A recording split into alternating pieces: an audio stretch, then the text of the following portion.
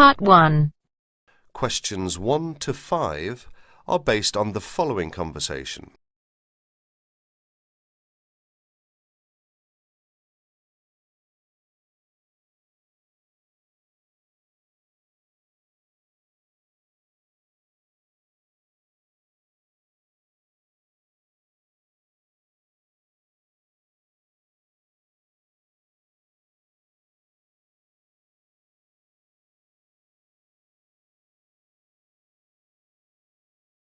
Oh, hi Dave. Long time no see.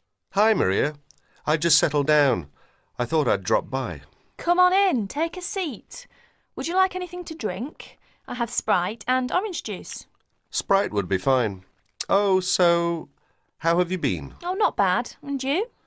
Oh, I'm doing okay, but school has been really busy these days, and I haven't had time to relax. By the way, what's your major? Hotel management. Well, what do you want to do once you graduate? I haven't decided for sure, but I think I'd like to work for a hotel or travel agency in this area. How about you? Well, when I first started college, I wanted to major in French, but I realised I might have a hard time finding a job using the language, so I changed my major to computer science. With the right skills, landing a job in the computer industry shouldn't be too difficult. So, do you have a part-time job to support yourself through school? Well, fortunately for me, I received a 4-year academic scholarship that pays for all of my tuition and books. Wow, that's great. Yeah, how about you? Are you working your way through school? Yeah, I work 3 times a week at a restaurant near campus. Oh, what do you do there? I'm a cook. How do you like your job? It's okay. The other workers are friendly and the pay isn't bad. Now you have a chance to read questions 6 to 10.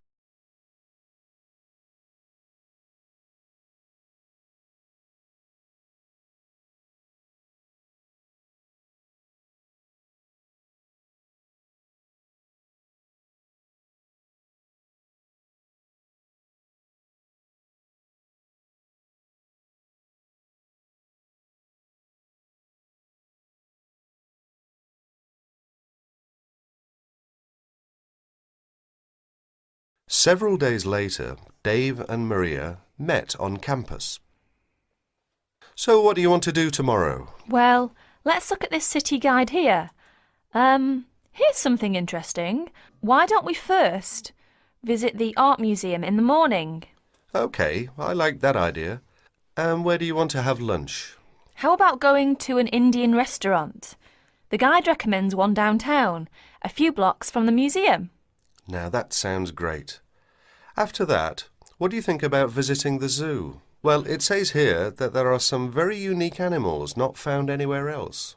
Well, to tell the truth, I'm not really interested in going there. Yeah, why don't we go shopping instead? There are supposed to be some really nice places to pick up souvenirs. No, I don't think that's a good idea. We only have a few traveller's checks left, and I only have $50 left in cash. No problem. We can use your credit card to pay for my clothes. Oh no, I remember the last time you used my credit card for your purchases. Oh well, let's take the subway down to the seashore and walk along the beach. Now that sounds like a wonderful plan. That is the end of Part 1. You now have half a minute to check your answers.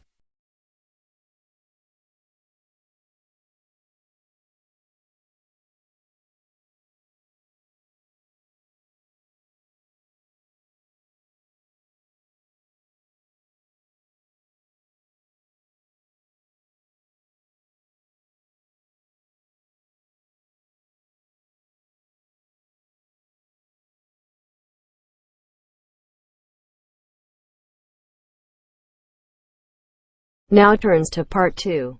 Part 2. You are going to hear part of a lecture on some useful information for your travelling around Britain. Listen to the lecture and complete the notes below by writing no more than 3 words in the space provided.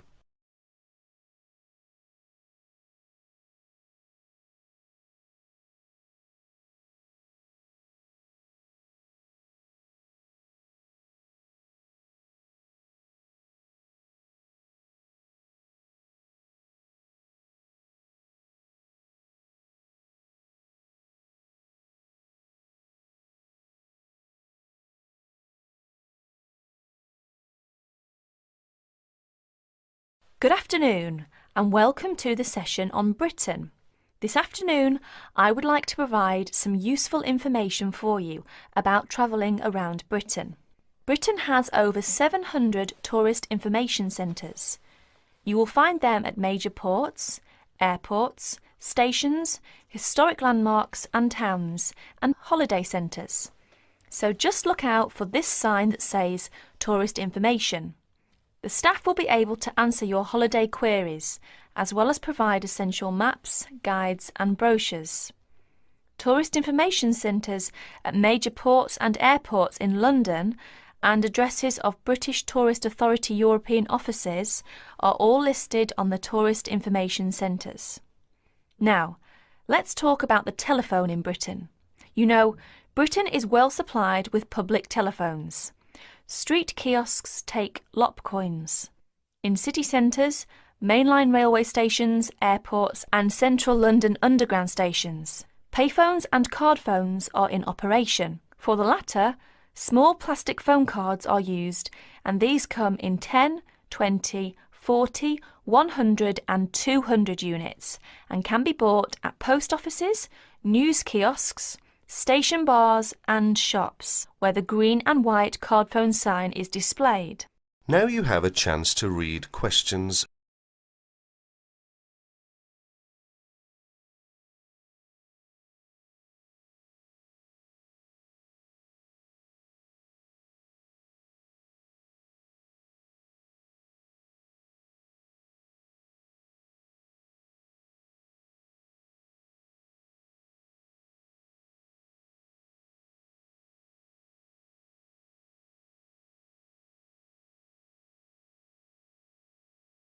When using the different public telephone systems, make sure you read the dialling instructions carefully. Now let's see the banks in Britain. There are 24-hour banks at London's two main airports. One is Heathrow and the other is Gatwick. Otherwise, banks are normally open from 9:30 to 3:30, Monday to Friday. Barclays Bank and National Westminster Bank offer a Saturday morning service at some of their branches. National Gyrobanks has 42 bureaux de change located in post offices throughout the country in main tourist areas. Opening hours are 9 to 5:30 weekdays, 9 to 12:30 Saturday mornings. One exception to this is the Trafalgar Square office, whose opening hours are 8 to 8 weekdays and Saturdays, and 10 to 5 on Sundays. The bureau de change services are available to overseas visitors. Visitors can change their money there. You can also change money at bureau de change, large hotels, department stores and travel agents. Be sure to check in advance the rate of exchange and the commission charged, as these vary considerably. Wherever possible, you are advised to use the bank or bureau de change, which conforms to the BTA Code of Conduct. In most cases, this is indicated by display of the code. That is the end of part 2. You now have half a minute to check your answers.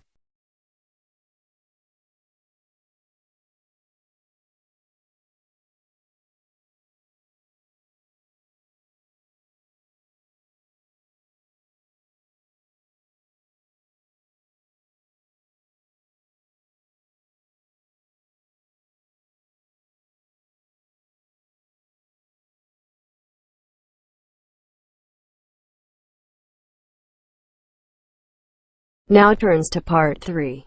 Part 3. You will hear an interview with Dr. Simons. Now you have some time to read questions 21 to 30.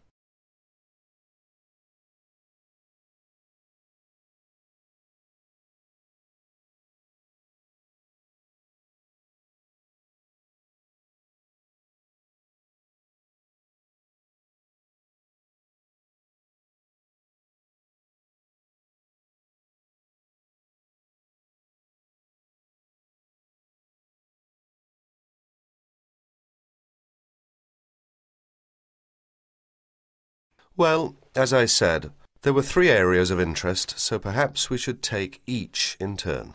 Fine. Let's take the medical and physical evidence first. Well, First of all, life expectancy.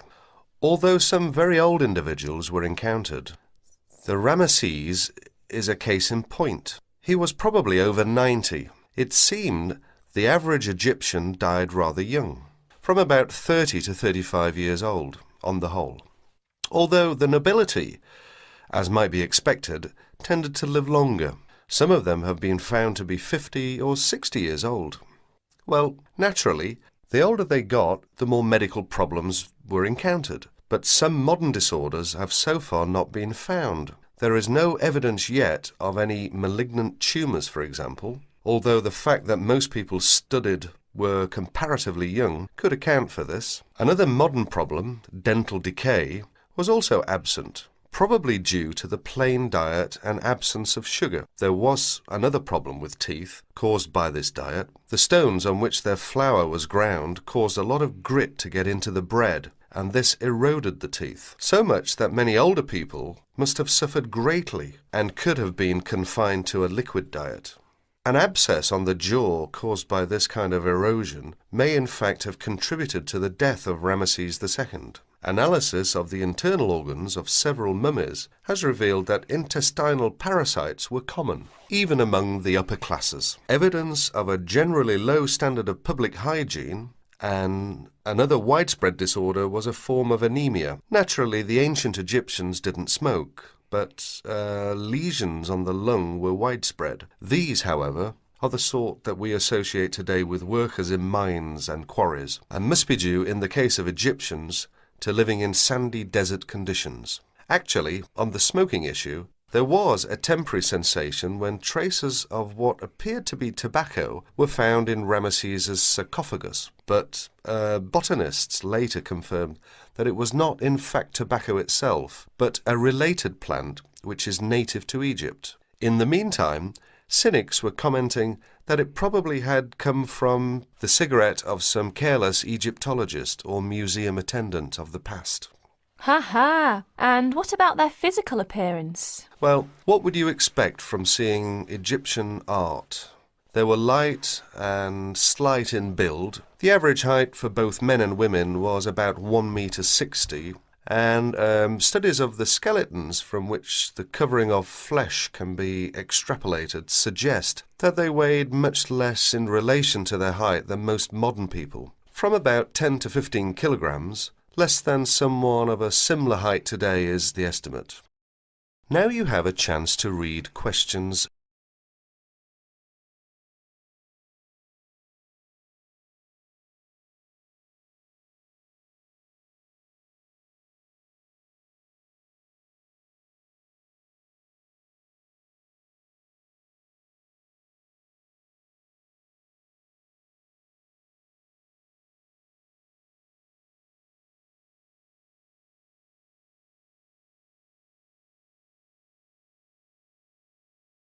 And what about mummification? Well, the first thing to be said is that it wasn't always done in the same way, and it was by no means infallible, as many people tend to think. Many bodies, including that of the famous King Tutankhamun, were also entirely destroyed by overuse of one or another of the substances generally employed.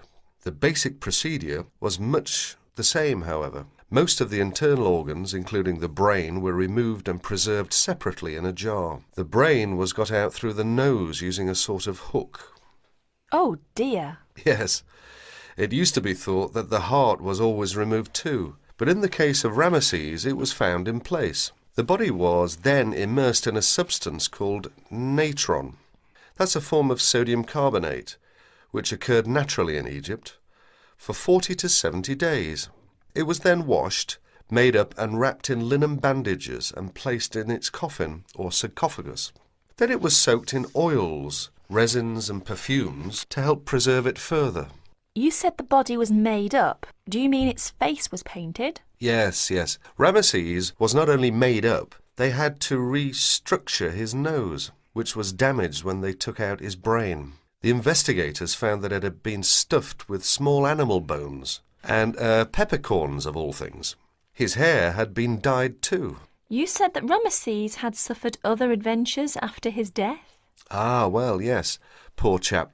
Well, for a start, he was found in a much later tomb than his real date. Along with a lot of other pharaohs, it looks very much as if the priests of later times had moved and reburied him to save him from tomb robbers. His body was transported, along with the other pharaohs found in the same tomb, to the Cairo Museum. That was in 1871, and it was put on display. Well, naturally, removed from the dry desert atmosphere, his body started to deteriorate, and by the 1970s was in very poor state. That was part of the reason why the Egyptian authorities gave their consent for its temporary removal to Paris for study. Yet another upheaval. The French experts aimed not only to carry out an investigation, but were also able to apply the latest techniques of restoration and conservation, so that at the end of the study, Ramesses was specially treated and then rewrapped in new bandages. Well, they weren't exactly new, since they were of ancient Egyptian date, given a new sarcophagus and carefully transported back to Cairo, where he is now kept in a controlled environment, which should slow down the deterioration process. So, as I said at the beginning, not only was science served, but a proper respect was paid to the remains in the end. Exactly. That is the end of part 3. You now have half a minute to check your answers.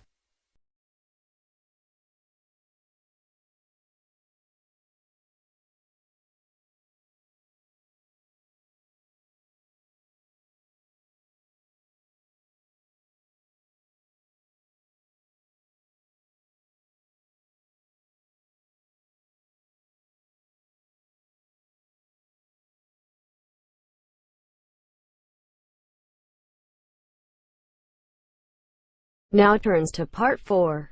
Part 4. You will hear a talk given by Don Parker, an expert on computer security, about the computer criminals. First, you will have some time to look at the notes below.